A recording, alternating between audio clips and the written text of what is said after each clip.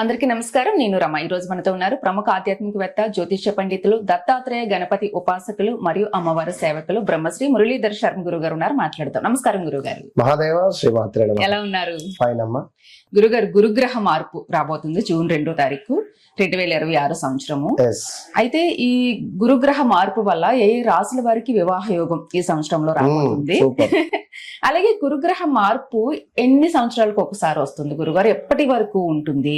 ఈ ప్రభావం అసలు ఇన్ జనరల్ గా అందరి మీద ఏ విధంగా ఉంటుంది? ముఖ్యంగా వివాహ యోగం ఎవరికి ఉండబోతుంది? తప్పకుండా మంచి పాయింట్. ఎందుకంటే గురుబలం అనేటువంటిది లేని ఎవరికి వివాహం కాదు. సో గురుబలము అనేటువంటిది స్ట్రాంగ్ ప్లానెట్ కదా. ఖచ్చితంగా. ఎందుకంటే మరి యొక్క గురువు మార్పు అనేటువంటిది చాలా అంటే చాలా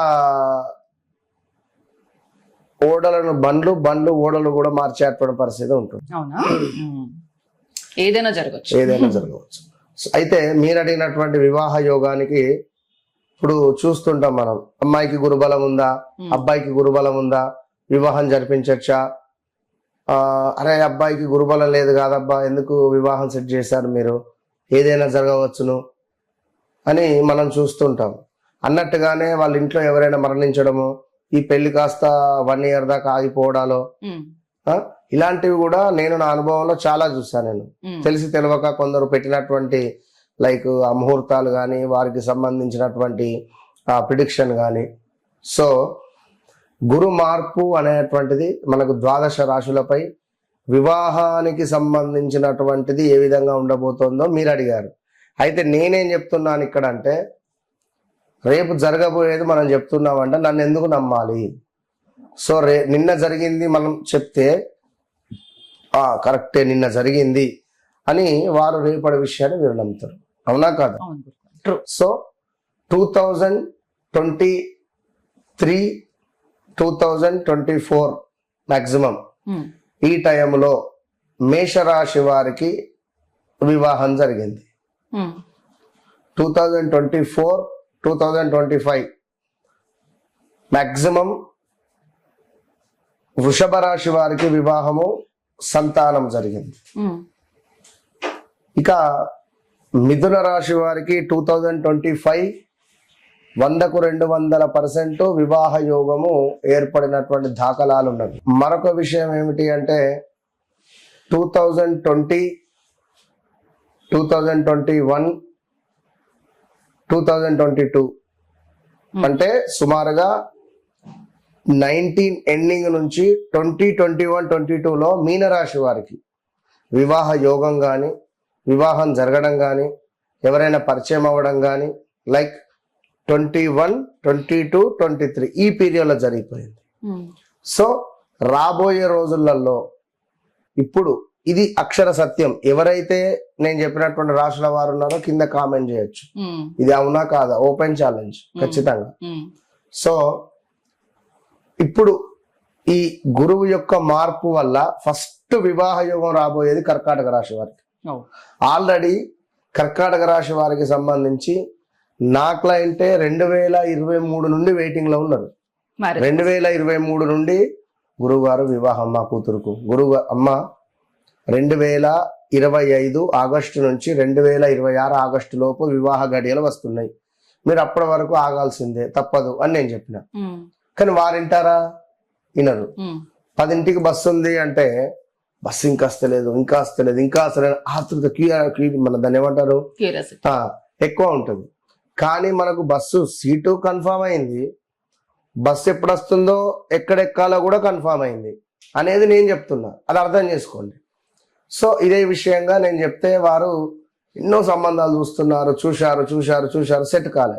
మొన్న ఫోన్ చేసి, గురువు గారు మీరు అన్నట్టుగానే వివాహం సెట్ అయింది మొన్ననే అంటే, గురువు వచ్చేటువంటి ఒక 1 month, 2 months ముందు నుంచే మనకు రిజల్ట్ ఇచ్చేస్తాడు. ఇప్పుడు జూన్ 2వ తారీఖు గురువు మార్పు అనుకున్నాం కదా, మనకు ఏప్రిల్, మే నుంచే రిజల్ట్ ఇచ్చేస్తాడు. ఇప్పుడు చూడండి, ధనస్సు రాశి వారికి ఉదాహరణకు అస్సలు బాలేదు సిచ్యువేషన్. ఇక్కడ వివాహ ప్రయత్నాలు చేసి అలసిపోయారు. గత 2 నెలల నుండి సుమారుగా ఒక 1 month, 2 months నుంచి చిమ్మని చీకట్లో ఉన్నారు వీరు. అసలు నేను ఎక్కడ అడిగేస్తున్నా, ఎటుపోతుంది, నా వ్యవస్థ ఏంది అనేటువంటిది తెలియకుండా ఫేస్ చేస్తున్న వారు ధనస్సు రాశి వారు.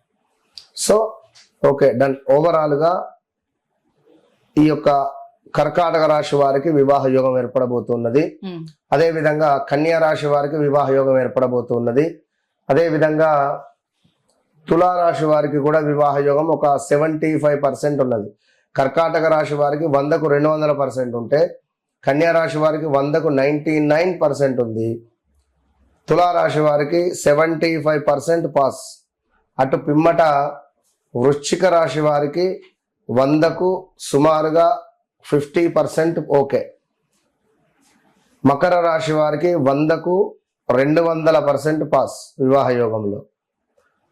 ఇక మీనరాశి వారు కూడా 100కు సుమారుగా 70% ఓకే. సో ఓవరాల్ గా ఈ రాశుల వారు వీరికి సంబంధించి వ్యక్తిగత జాతకం అనేటువంటిది ఉంటుంది. ఈ వ్యక్తిగత జాతక రీత్యా సప్తమాధిపతో, ద్వితీయాధిపతో, ద్వాదశాధిపతో ఆ దానికి సంబంధించినటువంటి గ్రహస్థితి నడిస్తే 100కు 200% వివాహ యోగం ఉంటుంది. అయితే వారి వ్యక్తిగత జాతకాన్ని మనం చూడాల్సి వస్తుంది. సో ఒకటే విషయం చెప్తున్నాను నేను, ఖచ్చితంగా కూడా వ్యక్తిగత జాతకాన్ని ఖచ్చితంగా చెక్ చేసుకోవాలంట. నేను ఎప్పుడూ ఒక మాట చెప్తుంటా, నేను మీ జీవితంలోకి లేటుగా రావచ్చును, బట్ నేను మీ జీవితంలోకి వచ్చిన తర్వాత మీకంటూ ఒక బ్యాడ్ టైం వెళ్ళిపోయి గుడ్ టైం స్టార్ట్ అవ్వడం కావచ్చును, అదేవిధంగా హ్యాపీనెస్ కావచ్చును, మనీ రిలేటెడ్ కావచ్చును, చాలా అద్భుతమైనటువంటి పాజిటివ్ వైబ్రేషన్ మాత్రం 100కు 200% నేను మీ జీవితంలోకి వచ్చినప్పుడు ఇది ఖచ్చితంగా జరుగుతుంది అనేది గుర్తుంచుకోండి. లైఫ్ లో ఖచ్చితంగా చేంజ్ అయితే కనిపిస్తుంది. అది మంచి చేంజ్ అంతే, 100%. అంటే జరిగింది ఆల్మోస్ట్ చెప్పారు గురుగారు. అంతే, జరగబోయేది కూడా ఏ రాశుల వారికి ఎలాంటి యోగం ఉందో చెప్పారు. ఇంకా వ్యక్తిగతంగా చూపించుకుంటే ఇన్ డెప్త్ తెలుస్తుంది. వాళ్ళకి మంచి టైం ను పట్టుకుంటే ఇంకా బాగుంటుంది కదా. తెలుసుకోవాలంటే మన జాతక రీత్యా ఖచ్చితంగా తెలుసు. అదే చెప్తున్నా, నా ఎంట్రీ వాళ్ళ జీవితంలో ఒక బిగ్గెస్ట్ లైఫ్ చేంజ్ అనేది ఉంటుంది. లైఫ్ టర్న్ ఎంతమంది వినియోగించుకుంటారు అనేది ఇంకా వాళ్ళ అదృష్టం. వినియోగించుకున్న వాళ్ళు ఎంతో మంది ఉన్నారు. నిన్న బెంగళూరు నుండి ఒక తల్లి, అసలు ఆమె ఆనంద బాష్పాలంటే నిజంగా నేను అసలు చెప్పలేను. నేను ఎంతో మంది క్లయింట్స్ ఉన్నారు కదా అలా, చాలా వాళ్ళ లైఫ్ లో మిరాకిల్స్ చేసుకున్న వాళ్ళు, శుభ గడియలు స్టార్ట్ అయిన వాళ్ళు ఎంతో మంది ఉన్నారు. ఖచ్చితంగా వినియోగించుకోండి అందరూ. అంటే ఇప్పుడు మంచి వాళ్ళు జెన్యున్ గా చెప్పడమే చాలా తక్కువ ఉంది. ట్రస్ట్ చేసిన వాళ్ళు మాత్రం వదులుకోకుండా వినియోగించుకోవాలి. నమస్కారం గురుగారు. మహాదేవ్.